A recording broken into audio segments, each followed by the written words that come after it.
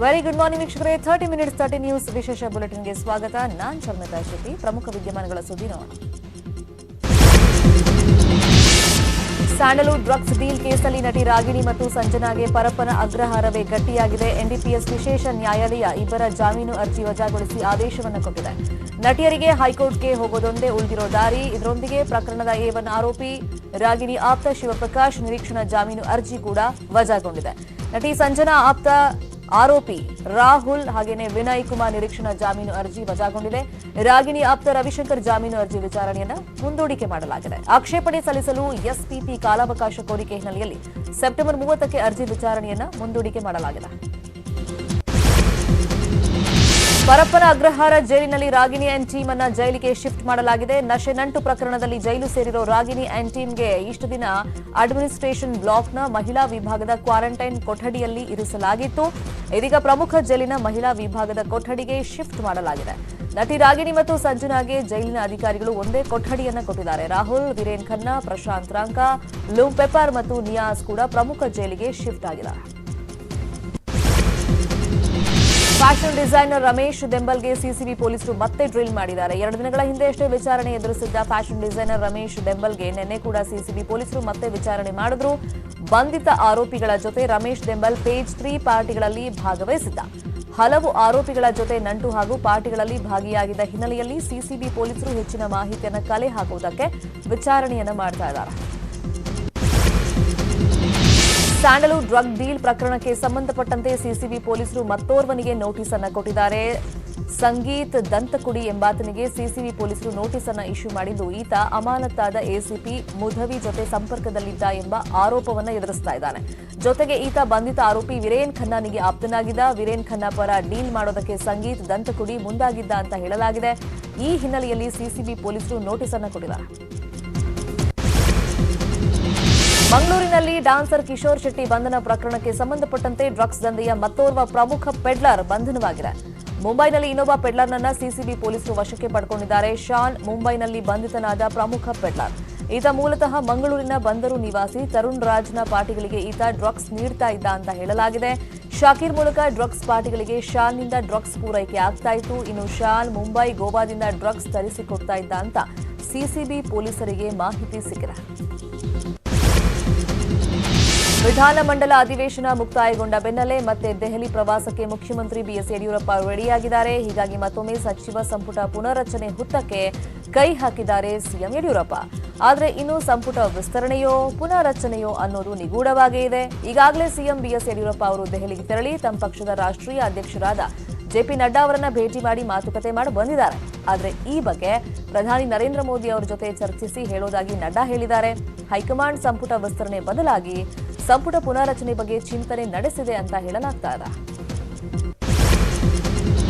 ರಾಯಚೂರಿನ ಮಸ್ಕಿ ಶಾಸಕರ ವಿರುದ್ಧದ ಪ್ರಕರಣ ತಿರಸ್ಕಾರವಾಗಿದೆ. ಬೆಂಗಳೂರಿನ ಜನಪ್ರತಿನಿಧಿಗಳ ನ್ಯಾಯಾಲಯದಲ್ಲಿ ವಿಚಾರಣೆ ವೇಳೆ ಸರಿಯಾದ ದಾಖಲೆಗಳು ಇಲ್ಲ ಅಂತ ನ್ಯಾಯಮೂರ್ತಿ ಕೆಎಸ್ ಮುದಗಲ್ ಪ್ರಕರಣವನ್ನು ತಿರಸ್ಕಾರ ಮಾಡಿದ್ದಾರೆ. ಈ ಕುರಿತು ಅನರ್ಹ ಶಾಸಕ ಪ್ರತಾಪ್ ಗೌಡ ನ್ಯೂಸ್ 18ಗೆ ಮಾಹಿತಿ ಕೊಟ್ಟಿದ್ದು, ಮುಂದಿನ ದಿನಗಳಲ್ಲಿ ಮಸ್ಕಿ ಕ್ಷೇತ್ರ ಉಪಚುನಾವಣೆಗೆ ಹೋಗಬಹುದಾಗಿದೆ. ಶಿರಾ ಉಪಚುನಾವಣೆಯ ಸಂದರ್ಭದಲ್ಲಿ ಮಸ್ಕಿ ಚುನಾವಣೆಯು ನಡೆಯುವ ಸಾಧ್ಯತೆ ಇದೆ ಅಂತ ಹೇಳಿದ್ದಾರೆ. ಕುಮಾರಕೃಪಾ ಅತಿಥಿ ಗೃಹದಲ್ಲಿ ಮಾಜಿ ಸಚಿವ ರಾಮಲಿಂಗಾರೆಡ್ಡಿ ರಾಜ್ಯ ಕಾಂಗ್ರೆಸ್ ಉಸ್ತುವಾರಿ ಸುರ್ಜೇವಾಲರನ್ನ ಭೇಟಿ ಮಾಡಿ ಮಾತುಕತೆ ನಡೆಸಿದರು. ಬಳಿಕ ಮಾತನಾಡಿದ ರಾಮಲಿಂಗಾರೆಡ್ಡಿ, ರಾಜ್ಯದ ಉಸ್ತುವಾರಿ ಸುರ್ಜೇವಾಲ ವಹಿಸಿಕೊಂಡಿದ್ದಾರೆ. ಹೀಗಾಗಿ ಅವರಿಗೆ ಅಭಿನಂದನೆ ತಿಳಿಸಿದ್ದೀನಿ. ಎಐಸಿಸಿ ಪುನರ್ರಚನೆ ಸ್ಥಾನಮಾನ ಸಿಕ್ಕಿಲ್ಲ ಅನ್ನೋ ವಿಚಾರಕ್ಕೆ ಪ್ರತಿಕ್ರಿಯೆ ಕೊಟ್ಟಿರುವಂತಹ ರೆಡ್ಡಿ, ಆ ಬಗ್ಗೆ ನನಗೆ ಯಾವುದೇ ಬೇಸರ ಇಲ್ಲ. ನಾನು ಹಿಂದಿನಿಂದಲೂ ಕೂಡ ಸ್ಥಾನಮಾನ ಕೊಡಿ ಅಂತ ಕೇಳಿಲ್ಲ, ಹೋಗಿಲ್ಲ. ಪಕ್ಷ ಕೊಟ್ರೆ ಅದಕ್ಕೊಂದು ಬೆಲೆ ಇರುತ್ತೆ. ಗುರುತಿಸಿ ಕೊಟ್ರೆ ಕೆಲಸ ಮಾಡ್ತೀನಿ ಅಂತ ಹೇಳಿದ. ಪ್ರಥಮ ಬಾರಿಗೆ ಕರ್ನಾಟಕಕ್ಕೆ ಬಂದಿದ್ದಾರೆ ಪ್ರಧಾನ ಕಾರ್ಯದರ್ಶಿಗಳು. ಭೇಟಿ ಮಾಡಿ ಕ್ಯಾಶುಯಲ್ ಆಗಿ ಭೇಟಿ ಮಾಡಿ. ಸಂದರ್ಭದಲ್ಲಿ ರಾಜ್ಯದಿಂದ ಕೆಲವರಿಗೆ ಅವಕಾಶಗಳನ್ನು ಕೂಡ ಕೊಡ್ತೀವಿ. ನೀವು ಕೂಡ ಬಹಳಷ್ಟು ಸೀನಿಯರ್ ಇದ್ದೀರಾ. ನಾನು ಪ್ರಯತ್ನನೇ ಮಾಡಿಲ್ವಲ್ಲ. ಸಂಸದ ತೇಜಸ್ವಿ ಸೂರ್ಯ ಹೇಳಿಕೆಗೆ ಡಿಕೆ ಶಿವಕುಮಾರ್ ಕಿಡಿಕಾರಿದ್ದಾರೆ. ಬೆಂಗಳೂರು ಟೆರರಿಸ್ಟ್ಗಳ ತಾಣ ಆಗ್ತಿದೆ ಅಂತ ಹೇಳಿದ್ದಾರೆ. ಬೆಂಗಳೂರನ್ನ ತೇಜಸ್ವಿ ಸೂರ್ಯ ಕಟ್ಟದ್ರ? ಬೆಂಗಳೂರನ್ನ ಇಡೀ ಜಗತ್ತು ನೋಡ್ತಿದೆ. ಇವರು ತೇಜಸ್ವಿ ಸೂರ್ಯ ಅಲ್ಲ, ಅಮಾವಾಸ್ಯೆ ಸೂರ್ಯ. ತೇಜಸ್ವಿ ಸೂರ್ಯ ಕನ್ನಡಿಗರ ಕ್ಷಮೆ ಕೇಳಬೇಕು ಅಂತ ಗರಂ. ತೇಜಸ್ವಿ ಸೂರ್ಯ ಅಮಾಸೆ, ಅವನು ತೇಜಸ್ವಿ ಹ್ಯಾಸ್ ಬಿಕಮ್ ಅಮಾಸೆ ಸೂರ್ಯ. ಅವನು ವಾಟ್ ಅವನು ಏನ್ ಹೇಳಿದ್ದಾನೆ ಅಂತಂದ್ರೆ Bengaluru has become the terrorist hub ಅಂತ ಎನ್ನೇ ಬೇಕು. Bengaluru has become the terrorist. ಇವ್ನು ಕಟ್ಟಿದ್ನ ಬೆಂಗಳೂರಿನ. The world is looking at Bangalore. Education ಹಬ್ಬನ ಮಾಡಿ ಇಡೀ ವರ್ಲ್ಡ್ ಗೆ ಇಂಜಿನಿಯರ್ಸ್ ನ ಡಾಕ್ಟರ್ಸ್ ನ ನಾವು given to the entire world. 34% of the IT collection export is being done from Bangalore. Mr. Surya, I want the chief minister of this country. It is a shame on Karnataka. The shame on Kannadiga. ರಾಜ್ಯದಲ್ಲಿ corona virus ಅಟ್ಟಹಾಸ ಮುಂದುವರೆದಿದ್ದು ನಿನ್ನೆ 6,892 ಮಂದಿಗೆ positive confirm ಆಗಿದ್ದು ಸೋಂಕಿತರ ಸಂಖ್ಯೆ 5,82,458ಕ್ಕೆ ಏರಿಕೆಯಾಗಿದೆ. Corona ವೈರಸ್ನಿಂದಾಗಿ ಕಳೆದ 24 ಗಂಟೆಗಳಲ್ಲಿ ರಾಜ್ಯದಲ್ಲಿ 59 ಮಂದಿ ಮಹಾಮಾರಿಗೆ ಬಲಿಯಾಗಿದ್ದಾರೆ. ಇದರೊಂದಿಗೆ ರಾಜ್ಯದಲ್ಲಿ ಸೋಂಕಿನಿಂದ ಮೃತಪಟ್ಟವರ ಸಂಖ್ಯೆ 8,641ಕ್ಕೆ ಏರಿಕೆಯಾಗಿದೆ. ನಿನ್ನೆ ಬೆಂಗಳೂರು ನಗರ ಒಂದರಲ್ಲೇ 2,772 ಹೊಸ ಪ್ರಕರಣಗಳು ವರದಿಯಾಗಿದ್ದು ಇದರೊಂದಿಗೆ ಸಿಲಿಕಾನ್ ಸಿಟಿಯ ಸೋಂಕಿತರ ಸಂಖ್ಯೆ 2,23,569ಕ್ಕೆ ಏರಿಕೆಯಾಗಿದೆ. ನಿನ್ನೆ 7,509 ಮಂದಿ ವಿವಿಧ ಆಸ್ಪತ್ರೆಗಳಿಂದ ಡಿಸ್ಚಾರ್ಜ್ ಆಗಿದ್ದು ಗುಣಮುಖರಾದವರ ಸಂಖ್ಯೆ 4,69,750ಕ್ಕೆ ಏರಿಕೆಯಾಗಿದೆ. 1,04,048 ಮಂದಿ ನಿಗದಿತ ಕೋವಿಡ್ ಆಸ್ಪತ್ರೆಗಳಲ್ಲಿ ಚಿಕಿತ್ಸೆಯನ್ನು ಪಡ್ಕೊಳ್ತಾ ಇದ್ದಾರೆ. ಅಧಿವೇಶನದ ಬೆನ್ನಲ್ಲೇ ಸೋಂಕಿತ ಜನಪ್ರತಿನಿಧಿಗಳ ಸಂಖ್ಯೆ ಹೆಚ್ಚಾಗ್ತಾ ಇದೆ. ಕಾನೂನು ಸಚಿವ ಮಾಧುಸ್ವಾಮಿ, ಕಾಂಗ್ರೆಸ್ನ ಹಿರಿಯ ಮುಖಂಡ ಎಚ್ಕೆ ಪಾಟೀಲ್ಗೆ ಸೋಂಕು ದೃಢವಾಗಿದ್ದು ಇಬ್ಬರು ಆಸ್ಪತ್ರೆಗೆ ದಾಖಲಾಗಿದ್ದಾರೆ. ಅಧಿವೇಶನದ ಬೆನ್ನಲ್ಲೇ ಮೊನ್ನೆ ದಿನೇಶ್ ಗುಂಡೂರಾವ್ಗೆ ಕೊರೋನಾ ಸೋಂಕು ಕನ್ಫರ್ಮ್ ಆಗಿತ್ತು. ನಿನ್ನೆ ಸಚಿವ ಮಾಧುಸ್ವಾಮಿ ಅವರಿಗೆ ಸೋಂಕು ದೃಢವಾಗಿದ್ದು ಬೆಂಗಳೂರಿನ ಮಣಿಪಾಲ್ ಆಸ್ಪತ್ರೆಗೆ ದಾಖಲಾಗಿ ಚಿಕಿತ್ಸೆಯನ್ನು ಪಡ್ಕೊಳ್ತಾ ಇದ್ದಾರೆ. ಇನ್ನೆರಡು ದಿನಗಳಲ್ಲಿ ಅನ್ಲಾಕ್ 4 ಮುಗಿಯಲಿದೆ. ಅಕ್ಟೋಬರ್ನಿಂದ ಅನ್ಲಾಕ್ 5 ಶುರುವಾಗಲಿದೆ. ಈಗಾಗಲೇ ಪ್ರತಿ ಅನ್ಲಾಕ್ನಲ್ಲೂ ಹೆಚ್ಚು ಆರ್ಥಿಕ ಚಟುವಟಿಕೆಗಳು ಆರಂಭವಾಗ್ತಾ ಇವೆ. ಅನ್ಲಾಕ್ 5ನಲ್ಲಿ ಸಿನಿಮಾ ಥಿಯೇಟರ್ಗಳು ತೆರೆಯೋ ಸಾಧ್ಯತೆ ಇದೆ. ಪ್ರವಾಸೋದ್ಯಮ ವಿಭಾಗಕ್ಕೂ ಮತ್ತಷ್ಟು ವಿನಾಯಿತಿ ಸಿಗುವಂತ ನಿರೀಕ್ಷೆ ಇದೆ. ಕಂಟೈನ್ಮೆಂಟ್ ಝೋನ್ ಹೊರತುಪಡಿಸಿ ಉಳಿದ ಪ್ರದೇಶಗಳಲ್ಲಿ ಮತ್ತಷ್ಟು ಚಟುವಟಿಕೆಗಳಿಗೆ ಗ್ರೀನ್ ಸಿಗ್ನಲ್ ಸಿಗುವಂತ ಸಾಧ್ಯತೆ ಇದೆ. ಶಾಲಾ ಕಾಲೇಜು ಓಪನ್ ಮಾಡೋ ಬಗ್ಗೆ ಗಂಭೀರ ಚರ್ಚೆ ನಡೀತಾ ಇದೆ. ಹಳೆ ವೈಷಮ್ಯ ಹಿನ್ನೆಲೆಯಲ್ಲಿ ರಾಯಚೂರಿನಲ್ಲಿ ನಗರಸಭೆ ಸದಸ್ಯನನ್ನ ಕೊಚ್ಚಿ ಕೊಲೆ ಮಾಡಲಾಗಿದೆ. ರಾಯಚೂರು ನಗರದ ಜಾಕಿರ್ ಹುಸೇನ್ ವೃತ್ತದಲ್ಲಿ ಘಟನೆ ನಡೆದಿದೆ. ಜೆಡಿಎಸ್ ನಗರಸಭೆ ಸದಸ್ಯ 42 ವರ್ಷದ ಮಕ್ಬೂಲ್ ಕೊಲೆಯಾದ ಸದಸ್ಯ. 4 ಜನರಿಂದ ನಡು ರಸ್ತೆಯಲ್ಲಿ ಮಚ್ಚಿನಿಂದ ಕೊಚ್ಚಿ ಕೊಲೆ ಮಾಡಲಾಗಿದೆ. ದುಷ್ಕರ್ಮಿಗಳು ಮನ ಬಂದಂತೆ ಕೊಚ್ಚಿದ್ರಿಂದ ಗಾಯಗೊಂಡ ಮಕ್ಬೂಲ್ನನ್ನ ರಿಮ್ಸ್ ಆಸ್ಪತ್ರೆಗೆ ದಾಖಲು ಮಾಡಲಾಗಿತ್ತು. ಆದರೆ ಚಿಕಿತ್ಸೆ ಫಲಕಾರಿಯಾಗದೆ ನಗರಸಭೆ ಸದಸ್ಯ ಮಕ್ಬೂಲ್ ಸಾವನ್ನಪ್ಪಿದ್ದಾರೆ. ಚಿಕ್ಕಮಗಳೂರಿನಲ್ಲಿ ಯುವತಿ ಅನುಮಾನಾಸ್ಪದವಾಗಿ ಸಾವನ್ನಪ್ಪಿದ್ದಾಳೆ. ಚಿಕ್ಕಮಗಳೂರಿನ ಕಲ್ಯಾಣ ನಗರದಲ್ಲಿ ಘಟನೆ ನಡೆದಿದ್ದು 19 ವರ್ಷದ ಸಿಂಧು ಮೃತ ದುರ್ದೈವಿ. ನೇಣು ಹಾಕೊಂಡು ಸಾವನ್ನಪ್ಪಿದ್ದಾಳೆ ಅಂತ ಹೇಳಲಾಗ್ತಾ ಇದ್ದು ಆಸ್ಪತ್ರೆಗೆ ತಂದ ಬಳಿಕ ಪೊಲೀಸರಿಗೆ ಪೋಷಕರು ಮಾಹಿತಿಯನ್ನು ಕೊಟ್ಟಿದ್ದಾರೆ. ಇದಕ್ಕೂ ಮುನ್ನ ಯುವತಿ ತಲೆ ಭಾಗಕ್ಕೆ ಬಲವಾದ ಪೆಟ್ಟು ಬಿದ್ದಿದೆ. ರಕ್ತ ಸೋರ್ತಾ ಇರೋ ಫೋಟೋವನ್ನು ಸ್ವತಃ ಯುವತಿಯೇ ಸ್ನೇಹಿತರಿಗೆ ಕಳಿಸಿದ್ದಾಳೆ. ಚಿಕ್ಕಮಗಳೂರು ನಗರ ಠಾಣೆಯಲ್ಲಿ ಪ್ರಕರಣ ದಾಖಲಾಗಿದೆ. ನೆಲಮಂಗಲದಲ್ಲಿ ನಟೋರಿಯಸ್ ದರೋಡೆಕೋರ ಜಯಂತ್ ಎಂಬಾತನನ್ನ ಪೊಲೀಸರು ಬಂಧಿಸಿದ್ದಾರೆ. ಮಾರ್ಚ್ 22, 2019ರಂದು ನೆಲಮಂಗಲ ಗ್ರಾಮಾಂತರ ಪೊಲೀಸರು ಜಯಂತ್ ಕಾಲಿಗೆ ಗುಂಡನ್ನು ಹಾರಿಸಿ ಜೈಲಿಗಟ್ಟಿದ್ರು. ಆದರೆ ಮತ್ತೆ ಇದೇ ತಿಂಗಳ 11ನೇ ತಾರೀಕಿನಂದು ವಕೀಲರ ಮನೆಯಲ್ಲಿ ಕಳ್ಳತನ ಮಾಡಿದ 200 ಗ್ರಾಂ ಚಿನ್ನ, 1 ಕೆಜಿ ಬೆಳ್ಳಿ, ನಗದು ದೋಚಿದ್ದ. ಈಗ ಪೊಲೀಸರು ಜಯಂತ್ ಜೊತೆ ಉಮೇಶ್ನನ್ನ ಬಂಧಿಸಿ ಚಿನ್ನಾಭರಣ, ನಗದು ಜಪ್ತಿ ಮಾಡಿದ್ದಾರೆ. ಹುಬ್ಬಳ್ಳಿಯಲ್ಲಿ ಶಿಕ್ಷಕರ ಕುಟುಂಬದ ಮೇಲೆ ಮಾರಣಾಂತಿಕ ಹಲ್ಲೆಯಾಗಿದೆ. ಕಲಘಟಕಿ ತಾಲೂಕಿನ ಹುಲಗಿನಕಟ್ಟಿ ಗ್ರಾಮದಲ್ಲಿ ಘಟನೆ ನಡೆದಿದ್ದು ಶಿಕ್ಷಕ ಸಿದ್ದಪ್ಪ ಭಜಂತ್ರಿ, ಪತ್ನಿ ದೇವಕ, ಮಕ್ಕಳಾದ ಶ್ವೇತಾ, ಸೌಮ್ಯ, ಸಹನಾ, ಪ್ರಿಯಾಂಕಾ ಮೇಲೆ ಹಲ್ಲೆಯಾಗಿದೆ. ಕೋಲು, ಸುತ್ತಿಗೆಯಿಂದ ದುಷ್ಕರ್ಮಿಗಳು ದಾಳಿ ಮಾಡಿದ್ದು ತಲೆ, ಬೆನ್ನು, ಕೈಗಳಿಗೆ ಗಾಯವಾಗಿದೆ. ಗಾಯಾಳುಗಳು ಕಲಘಟಕಿ ತಾಲೂಕು ಆಸ್ಪತ್ರೆಗೆ ದಾಖಲಾಗಿ ಚಿಕಿತ್ಸೆಯನ್ನು ಪಡ್ಕೊಳ್ತಾ ಇದ್ದಾರೆ. ಇಷ್ಟೆಲ್ಲ ಆದರೂ ಕಲಘಟಕಿ ಠಾಣೆ ಪೊಲೀಸರು ದೂರನ್ನ ದಾಖಲು ಮಾಡಿಕೊಂಡಿಲ್ಲ. ಹೀಗಾಗಿ ಧಾರವಾಡ ಎಸ್ಪಿ ಕಚೇರಿಗೆ ಸಂತ್ರಸ್ತರು ದೂರನ್ನು ಕೊಟ್ಟಿದ್ದಾರೆ. ಸದ್ಯಕ್ಕೆ 14 ಜನ ಹಲ್ಲೆಕೋರರ ವಿರುದ್ಧ ಪ್ರಕರಣ ದಾಖಲಾಗಿದೆ. ಪತ್ನಿಗೆ ಥಳಿಸಿ ಹಿಂಸೆಗೆ ಕೊಟ್ಟಿದ್ದ ಮಧ್ಯಪ್ರದೇಶ ಕಾನೂನು ಸುವ್ಯವಸ್ಥೆ ವಿಭಾಗದ ಪೊಲೀಸ್ ನಿರ್ದೇಶಕರನ್ನ ವಜಾ ಮಾಡಲಾಗಿದೆ. ಮಧ್ಯಪ್ರದೇಶ ಸಿಎಂ ಶಿವರಾಜ್ ಸಿಂಗ್ ಚೌಹಾಣ್ ಆದೇಶದ ಮೇರೆಗೆ ವಜಾ ಮಾಡಲಾಗಿದೆ. ಪುರುಷೋತ್ತಮ್ ಶರ್ಮಾ ಎಂಬ ಐಪಿಎಸ್ ಅಧಿಕಾರಿಯೇ ಹೆಂಡತಿಗೆ ಥಳಿಸಿದರು.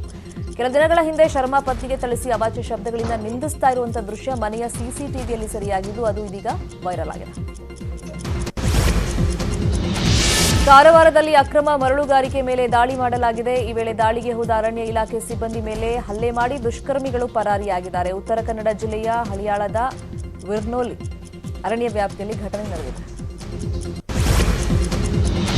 ಚಿಕ್ಕಮಗಳೂರಿನ ಶ್ರೀ ಗುರು ದತ್ತಾತ್ರೇಯ ಬಾಬಾ ಬುಡನ್ ಸ್ವಾಮಿ ದರ್ಗಾದಲ್ಲಿ ಸಚಿವ ಸಿಟಿ ರವಿ ಎಡವಟ್ಟನ್ನು ಮಾಡಿದ್ದಾರೆ. ಸಿಟಿ ರವಿ ಇನಾಮ್ ದತ್ತಪೀಠದ ಒಳಗಡೆ ಫೋಟೋ ವಿಡಿಯೋ ತೆಗೆದುಕೊಂಡಿದ್ದಾರೆ. ಬಿಜೆಪಿ ರಾಷ್ಟ್ರೀಯ ಕಾರ್ಯದರ್ಶಿಯಾಗಿ ಆಯ್ಕೆಯಾದ ಹಿನ್ನೆಲೆಯಲ್ಲಿ ಸಚಿವರಿಂದ ದತ್ತಪಾದುಕೆ ದರ್ಶನ ಪಡೆಯೋದಕ್ಕೆ ಅಂತ ಹೋಗಿದ್ರು. ಈ ವೇಳೆ ಬೆಂಬಲಿಗರು ವಿಡಿಯೋ ಮಾಡಿ ವಾಟ್ಸ್ಆಪ್ ಗ್ರೂಪ್ನಲ್ಲಿ ಅದನ್ನು ಶೇರ್ ಮಾಡಿದ್ದಾರೆ.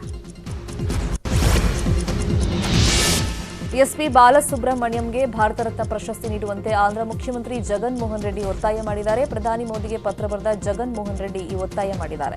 ಎಸ್ಪಿಬಿಗೆ ಗೌರವಾರ್ಥ ಮರಣೋತ್ತರ ಭಾರತ ರತ್ನ ಪ್ರಶಸ್ತಿ ನೀಡುವಂತೆ ಒತ್ತಾಯ ಮಾಡಿದ್ದಾರೆ. ಒಂದೇ ತಿಂಗಳಿಗೆ ಮೈಸೂರು ಜಿಲ್ಲಾಧಿಕಾರಿ ವರ್ಗಾವಣೆಯಾಗಿದ್ದಾರೆ. ಐಎಎಸ್ ಅಧಿಕಾರಿ ಶರತ್ ಅವರನ್ನು ವರ್ಗಾವಣೆ ಮಾಡಿ ರಾಜ್ಯ ಸರ್ಕಾರ ಆದೇಶಿಸಿದ್ದು, ಅವರ ಜಾಗಕ್ಕೆ ಮತ್ತೋರ್ವ ಐಎಎಸ್ ಅಧಿಕಾರಿ ರೋಹಿಣಿ ಸಿಂಧೂರಿ ಅವರನ್ನ ನೇಮಕ ಮಾಡಲಾಗಿದೆ. ಖುದ್ದು ಸಿಎಂ ಜಿಲ್ಲಾಧಿಕಾರಿ ಶರತ್ಗೆ ದೂರವಾಣಿ ಕರೆ ಮಾಡಿ ಬೇರೆ ಸೂಕ್ತ ಸ್ಥಳ ಕೊಡ್ತೀನಿ, ಕಾನೂನು ತೊಡಕು ಮಾಡಿಕೊಳ್ಳಬೇಡಿ ಅಂತ ಮನವರಿಕೆ ಮಾಡಿದ್ದಾರೆ ಅಂತ ಹೇಳಲಾಗಿದೆ. ಕೋಲಾರ ಚಿನ್ನದ ಗಣಿಯಲ್ಲಿ ಪರಿಶೋಧನೆ ಆರಂಭವಾಗಿದೆ. ಕೇಂದ್ರ ಸರ್ಕಾರದ ಮಾನ್ಯತೆ ಪಡೆದಿರುವಂತಹ ಕಂಪನಿಯಿಂದ ಪರಿಶೋಧನೆ ಶುರುವಾಗಿದ್ದು, mineral exploration corporation limited company KGF ಗಣಿಯಲ್ಲಿ ಚಿನ್ನ ಲಭ್ಯತೆ ಕುರಿತಂತೆ ಪರಿಶೋಧನೆಯನ್ನು ನಡೆಸಲಿದೆ. ಇನ್ನು ಕೇಂದ್ರ ಗಣಿ ಮತ್ತು ಕಲ್ಲಿದ್ದಲು ಸಚಿವ ಪ್ರಹ್ಲಾದ್ ಜೋಶಿ ಸಾಮಾಜಿಕ ಜಾಲತಾಣ ಮೂಲಕ ಈ ಮಾಹಿತಿಯನ್ನು ಕೊಟ್ಟಿದ್ದಾರೆ. ಸೇತುವೆ ಕುಸಿತದಿಂದ ಗಾಯಗೊಂಡಿದ್ದ ಇಬ್ಬರನ್ನ ಮಾನ್ವಿ ಶಾಸಕ ವೆಂಕಟಪ್ಪ ನಾಯ್ಕ ಅವರೇ ಆಸ್ಪತ್ರೆಗೆ ಸಾಗಿಸಿ ಚಿಕಿತ್ಸೆ ಕೊಡಿಸಿ ಮಾನವೀಯತೆಯನ್ನು ಮೆರೆದಿದ್ದಾರೆ. ರಾಯಚೂರಿನ ಸಿರವಾರ ತಾಲೂಕಿನ ನುಗಡೋಣಿ ಹೊಸೂರಿನಲ್ಲಿ ನೆರೆಹಾನಿ ಪ್ರದೇಶ ವೀಕ್ಷಣೆ ವೇಳೆ ಈ ಘಟನೆ ನಡೆದಿದೆ. ಭಾರೀ ಮಳೆಯಿಂದಾಗಿ ನುಗಡೋಣಿಯ ಸೇತುವೆ ಕೊಚ್ಚಿಕೊಂಡು ಹೋಗಿತ್ತು. ಶಾಸಕರು ಈ ಸೇತುವೆ ವೀಕ್ಷಣೆಗೆ ಅಂತ ಹೋದಾಗ ಜನ ಜಾಸ್ತಿ ಸೇರಿದ್ರಿಂದ ಇನ್ನಷ್ಟು ಸೇತುವೆ ಕುಸಿದಿತ್ತು. ಆಗ ಹನುಮಂತ ಹಾಗೇನೆ ಶಿವರಾಮರೆಡ್ಡಿ ಅನ್ನೋರು ಗಾಯಗೊಂಡರು. ಈ ಸಂದರ್ಭದಲ್ಲಿ ಮಾನ್ಯ ಶಾಸಕ ವೆಂಕಟಪ್ಪ ನಾಯ್ಕ್ ಗಾಯಾಳುಗಳನ್ನು ಸ್ವತಃ ತಮ್ಮ ಕಾರ್ನಲ್ಲಿ ಆಸ್ಪತ್ರೆಗೆ ದಾಖಲು ಮಾಡಿದ್ದಾರೆ.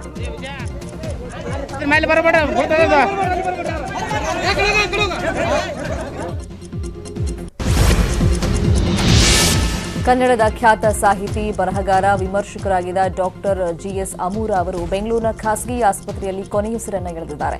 ಇಂಗ್ಲಿಷ್ ಹಾಗೂ ಕನ್ನಡ ಎರಡೂ ಭಾಷೆಗಳಲ್ಲಿ ಪಾಂಡಿತ್ಯ ಹೊಂದಿದ್ದ ಅಮೂರ ಅವರಿಗೆ ಭುವನದ ಭಾಗ್ಯಕ್ಕೆ ಕೇಂದ್ರ ಸಾಹಿತ್ಯ ಅಕಾಡೆಮಿ ಪ್ರಶಸ್ತಿ, ಭಾರತೀಯ ಭಾಷಾ ಪರಿಷತ್ ಪ್ರಶಸ್ತಿ, ಕರ್ನಾಟಕ ರಾಜ್ಯೋತ್ಸವ ಪ್ರಶಸ್ತಿ, ಅಂಬಿಕಾ ತನಯದತ್ತ ರಾಷ್ಟ್ರೀಯ ಪ್ರಶಸ್ತಿ, ಅನಾಕ್ರು ಪ್ರಶಸ್ತಿ ಮುಂತಾದ 8 ಪುರಸ್ಕಾರಗಳು ಸಂದಿವೆ.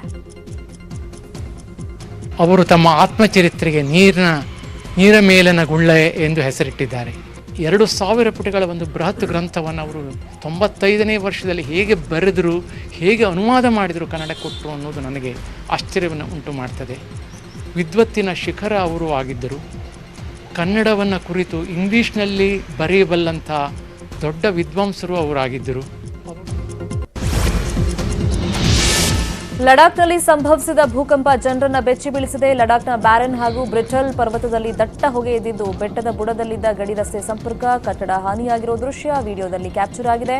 ಭೂಕಂಪ ನಡೆದ 24 ಗಂಟೆಗಳವರೆಗೂ ಕಂಪನದ ಅನುಭವವಾಗಿದ್ದಾಗಿ ಸ್ಥಳೀಯರು ಹೇಳಿಕೊಂಡಿದ್ದಾರೆ.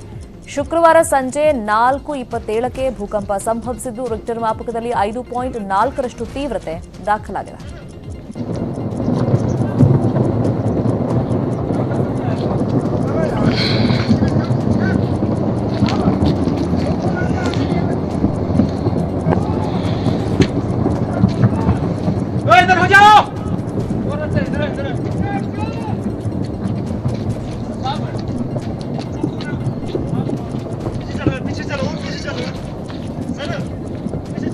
पीछे चलो पीछे चलो पीछे चलो आजा आजा आजा आजा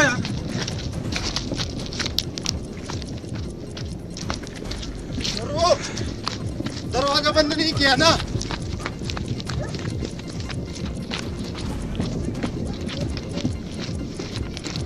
इसका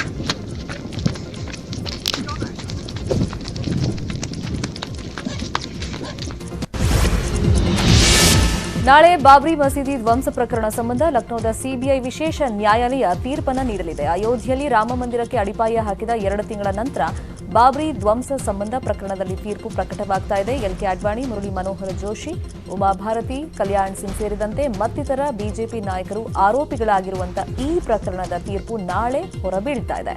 ಎಲ್ಲಾ 32 ಆರೋಪಿಗಳ ಹಾಜರಾತಿಯಲ್ಲಿ ತೀರ್ಪು ಪ್ರಕಟವಾಗ್ತಾ ಇದೆ. ಒಂದು ವೇಳೆ ಆರೋಪ ಸಾಬೀತಾದ್ರೆ ಆರೋಪಿಗಳಿಗೆ ಗರಿಷ್ಠ 5 ವರ್ಷ ಶಿಕ್ಷೆ ವಿಧಿಸೋ ಸಾಧ್ಯತೆ ಇದೆ. ಘಟನೆ ನಡೆದ 28 ವರ್ಷಗಳ ಬಳಿಕ ಈ ತೀರ್ಪು ಬರ್ತಾ ಇರೋದು ಭಾರೀ ಕುತೂಹಲ ಮೂಡಿಸಿದೆ. ಧಾರವಾಡದಲ್ಲಿ ನಾಡೋಜ ಚನ್ನವೀರ ಕಣವಿ ಅವರಿಗೆ ಡಾಕ್ಟರೇಟ್ ಪ್ರದಾನ ಮಾಡಲಾಯಿತು. ಕಲಬುರಗಿ ಕೇಂದ್ರೀಯ ವಿಶ್ವವಿದ್ಯಾಲಯದಿಂದ ಚನ್ನವೀರ ಕಣವಿ ಅವರಿಗೆ ಡಾಕ್ಟರೇಟ್ ಪ್ರದಾನ ಮಾಡಲಾಯಿತು. ಡಾಕ್ಟರೇಟ್ ಸ್ವೀಕರಿಸಿದ ಹಿರಿಯ ಕವಿ ಚನ್ನವೀರ ಕಣವಿ ಡಾಕ್ಟರೇಟ್ ಗೌರವವನ್ನು ಕನ್ನಡದ ಜನತೆಗೆ ಅರ್ಪಿಸಿದ್ದಾರೆ. ಕಲಬುರಗಿ ವಿವಿ VC professor H M Maheshwaraiah Kanavi ಅವರ ಮನೆಗೆ ತೆರಳಿ ಡಾಕ್ಟರೇಟ್ ಗೌರವ ಪ್ರದಾನ ಮಾಡಿದರು. ಕೊರೋನಾ ಸೋಂಕಿನ ಕಾರಣ ದೇಗುಲಗಳಿಗೆ ಹೆಚ್ಚಿನ ಭಕ್ತರು ಬರೋದಕ್ಕೆ ಆಗ್ತಾ ಇಲ್ಲ. ಹೀಗಾಗಿ ಮನೆ ಮನೆಗೆ ಪ್ರಸಾದ ತಲುಪಿಸುವುದಕ್ಕೆ ವೈಷ್ಣೋದೇವಿ ಆಡಳಿತ ಮಂಡಳಿ ಮುಂದಾಗಿದೆ. ಹಣ ಕಟ್ಟಿದ್ರೆ ಸಾಕು, ಅವರವರ ಮನೆಗಳಿಗೆ ದೇವಸ್ಥಾನದಿಂದ ಪ್ರಸಾದ ಪಾರ್ಸೆಲ್ ಹೋಗುತ್ತೆ. ಭಾರತ ಹಾಗೂ ಚೀನಾ ನಡುವೆ ಯುದ್ಧದ ಕಾರ್ಮೋಡ ಆವರಿಸಿದೆ. ಪೂರ್ವ ಲಡಾಖ್ ಸಂಘರ್ಷದ ಹಿನ್ನೆಲೆಯಲ್ಲಿ ಗಡಿಯುದ್ದಕ್ಕೂ ಕ್ಷಿಪಣಿಗಳನ್ನು ಜಮಾವಣೆ ಮಾಡಿದ ಚೀನಾಕ್ಕೆ ಭಾರತ ಇದೀಗ ತಿರುಗೇಟನ್ನು ಕೊಟ್ಟಿದೆ. 500 ಕಿಲೋಮೀಟರ್ ವರೆಗಿನ ಗುರಿಯನ್ನ ಶಬ್ದಕ್ಕಿಂತ ವೇಗವಾಗಿ ಸಾಗಿ ಧ್ವಂಸಗೊಳಿಸುವ ಬ್ರಹ್ಮೋಸ್ ಕ್ಷಿಪಣಿಯನ್ನ ಭಾರತ ಗಡಿಯಲ್ಲಿ ನಿಯೋಜಿಸಿದೆ. ಬ್ರಹ್ಮೋಸ್ ಜೊತೆಗೆ 800 ಕಿಲೋಮೀಟರ್ ದೂರದ ಗುರಿಯನ್ನ ನಾಶಗೊಳಿಸುವ ನಿರ್ಭಯ್ ಕ್ಷಿಪಣಿ ಹಾಗೂ ನೆಲದಿಂದ ಚಿಮ್ಮಿ ಆಗಸದಲ್ಲಿನ ದಾಳಿಗಳನ್ನು 40 ಕಿಲೋಮೀಟರ್ ವ್ಯಾಪ್ತಿಯಲ್ಲಿ ಶತ್ರುಗಳನ್ನು ನಾಶಪಡಿಸುವ ಆಕಾಶ್ ಮಿಸೈಲ್ಗಳನ್ನು ಗಡಿಯಲ್ಲಿ ನಿಯೋಜಿಸಿದೆ. ಒಂದು ವೇಳೆ ಪರಿಸ್ಥಿತಿ ಕೈಮೀರಿದ್ರೆ ಉಪಯೋಗಕ್ಕೆ ಬರುತ್ತೆ ಅನ್ನೋ ಕಾರಣಕ್ಕೆ ಭಾರತ 3 ಮಿಸೈಲ್ಗಳನ್ನು ಗಡಿಯಲ್ಲಿ ಸಜ್ಜುಗೊಳಿಸಿದೆ. ಚೀನಾ ಗಡಿಗೆ ಬ್ರಹ್ಮೋಸ್ ಕ್ಷಿಪಣಿಯನ್ನು ಅಲ್ಲಿ ನಿಯೋಜನೆ ಮಾಡಲಾಗಿದೆ. ಈಗ ಒಂಥರ ಯುದ್ಧದ ಕಾರ್ಮೋಡ ಪದೇ ಪದೇ ಆವರಿಸ್ತಾನೆ ಇದೆ. ಅಲ್ಲಿ ಯಾವ ಕ್ಷಣದಲ್ಲಿ ಏನಾಗುತ್ತೆ ಅಂತ ಹೇಳೋದಕ್ಕಾಗಲ್ಲ. ಮತ್ತೆ ಚೀನಾ ಪದೇ ಪದೇ ಆ ಗಡಿ ಭಾಗದಲ್ಲಿ ನರಿಬುದ್ಧಿಯನ್ನು ತೋರಿಸ್ತಾ ಇರೋದ್ರಿಂದ ಭಾರತ ಇದೀಗ ತನ್ನ ಸಿದ್ಧತೆಗಳನ್ನು ಮಾಡಿಕೊಂಡಿದೆ. ಒಂದು ವೇಳೆ ಪರಿಸ್ಥಿತಿ ಕೈ ಮೀರಿದ್ರೆ ಯಾವ್ಯಾವ ಥರ ಕ್ಷಿಪಣಿಗಳು ಬೇಕು ಶತ್ರು ರಾಷ್ಟ್ರವನ್ನು ನಾಶಪಡಿಸೋದಕ್ಕೆ, ಸೊ ಅದೆಲ್ಲ ತಯಾರಿಗಳನ್ನು ಮಾಡಿಕೊಂಡಿದೆ. ಅಂದರೆ ಬ್ರಹ್ಮೋಸ್ ಜೊತೆಗೆ ಈಗ 800 ಕಿಲೋಮೀಟರ್ ದೂರದಲ್ಲಿ ಈ ನಾಶಗೊಳಿಸುವಂಥ ನಿರ್ಭಯ್ ಕ್ಷಿಪಣಿ ಇರ್ಬೋದು, ಅದರ ಜೊತೆಯಲ್ಲಿ ಆಕಾಶ್ ಮಿಸೈಲ್ ಇರ್ಬೋದು, ಇದನ್ನೆಲ್ಲ ಗಡಿಯಲ್ಲಿ ನಿಯೋಜನೆ ಮಾಡಿಕೊಂಡಿದೆ. ಐಪಿಎಲ್ ಟೂರ್ನಿಯಲ್ಲಿ ರಾಯಲ್ ಚಾಲೆಂಜರ್ಸ್ ಬೆಂಗಳೂರು ತಂಡ ಹಾಲಿ ಚಾಂಪಿಯನ್ ಮುಂಬೈ ಇಂಡಿಯನ್ಸ್ ತಂಡವನ್ನು ರೋಚಕ ಸೂಪರ್ ಓವರ್ನಲ್ಲಿ ಸೋಲಿಸಿದೆ. ಸೂಪರ್ ಓವರ್ನಲ್ಲಿ ಆರ್ಸಿಬಿ ಪರ ಸೂಪರ್ ಬೌಲಿಂಗ್ ಮಾಡಿದ ನವದೀಪ್ ಸೈನಿ ಮುಂಬೈಯನ್ನು ಕೇವಲ 7 ರನ್ಗೆ ನಿಯಂತ್ರಿಸಿದರು. 8 ರನ್ಗಳ ಗುರಿ ಬೆನ್ನಟ್ಟಿದ ಆರ್ಸಿಬಿ ಕೊನೆ ಎಸೆತದಲ್ಲಿ ಬೌಂಡ್ರಿ ಬಾರಿಸಿ ರೋಚಕ ಗೆಲುವನ್ನು ತಂದಿದ್ದಾರೆ. ಮೊದಲು ಬ್ಯಾಟ್ ಮಾಡಿದ ಆರ್ಸಿಬಿ ಟೀಮ್ 20 ಓವರ್ನಲ್ಲಿ 3 ವಿಕೆಟ್ ನಷ್ಟಕ್ಕೆ 201 ರನ್ ದಾಖಲಿಸಿತು. 202 ರನ್ ಟಾರ್ಗೆಟ್ ಬೆನ್ನತ್ತಿದ ಮುಂಬೈ ಇಂಡಿಯನ್ಸ್ 20 ಓವರ್ನಲ್ಲಿ ಜಿದ್ದಾಜಿದ್ದಿನಿಂದ ಹೋರಾಡಿ ಟೈ ಮಾಡಿಕೊಳ್ತು. ಸೂಪರ್ ಓವರ್ ಕೂಡ ಅಭಿಮಾನಿಗಳನ್ನು ತುದಿಗಾಲಲ್ಲಿ ನಿಲ್ಲಿಸಿತ್ತು. 5 ಎಸೆತಕ್ಕೆ 7 ರನ್ ದಾಖಲಿಸಿದ್ದ ಆರ್ಸಿಬಿ ಕೊನೆಯ ಎಸೆತದಲ್ಲಿ ಕೊಹ್ಲಿ ಬೌಂಡ್ರಿ ಬಾರಿಸಿ ಗೆಲುವಿಗೆ ಕಾರಣರಾದರು. ಇದು ಸದ್ಯದ ನ್ಯೂಸ್ ಅಪ್ಡೇಟ್ಸ್. ನೋಡ್ತಾರೆ ನ್ಯೂಸ್ 18 ಕನ್ನಡ. ಜಾಲ ನಮ್ಮದು, ಬಲ ನಿಮ್ಮದು.